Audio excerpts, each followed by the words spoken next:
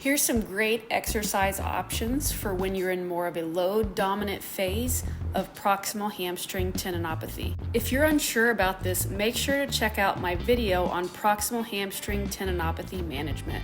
Exercise number 1, learn how to tilt your pelvis forward and backwards. This will help you get better hamstring activation during the more advanced exercises. The second exercise is the hamstring wall bridge. To perform this exercise, place your feet on a wall with your hips and knees at approximately 90 degrees. Pull down with your heels towards the floor like you were doing a hamstring curl to help pre-activate the hamstrings. Next, tilt your pelvis backwards to engage the upper part of the hamstrings. Then lift your hips while you maintain that backwards tilt.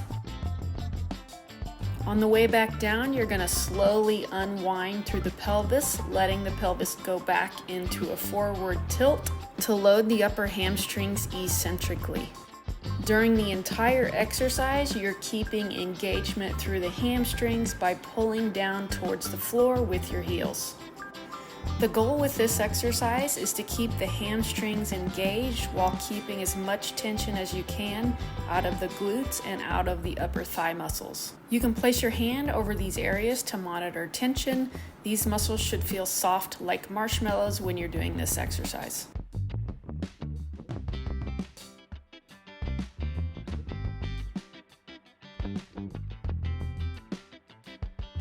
The third exercise is the foam roll bridge. To do this exercise, place your heels on a foam roller, lift the hips up while trying to maintain a backwards tilt through your pelvis for optimal hamstring activation.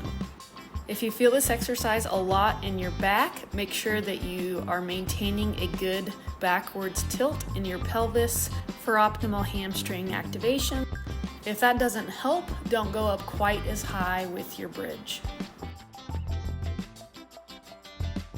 The fourth exercise is the posterior chain split hinge with RNT.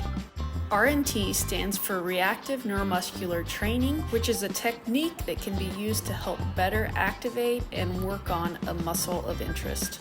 With this exercise, the tension from the band is working to pull the knees straight, and the hamstrings are fighting against this.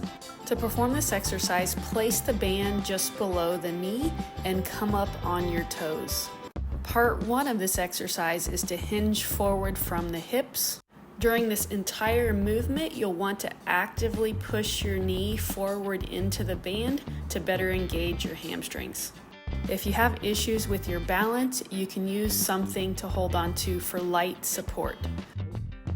The main thing with this is to make sure that you're not relying too much on weight bearing through your supporting arm. Instead, you want to make sure that you're really loading that front leg to give a good strength stimulus to the posterior chain muscles.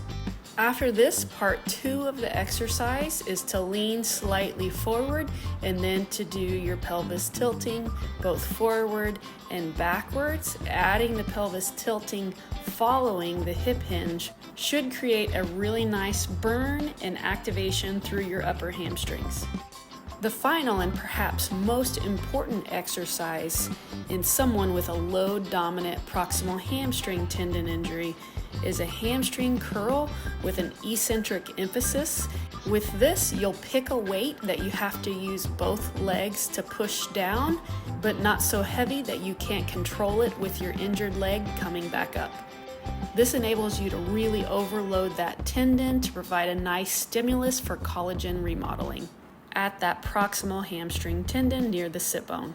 Anytime you're trying to strengthen a tendon during a load dominant phase of an injury, you want to work on time under tension. For this particular exercise, the goal is to do at least a 2-second shortening phase, so 2 seconds pulling the weight down and at least 3 seconds letting it slowly lift back up.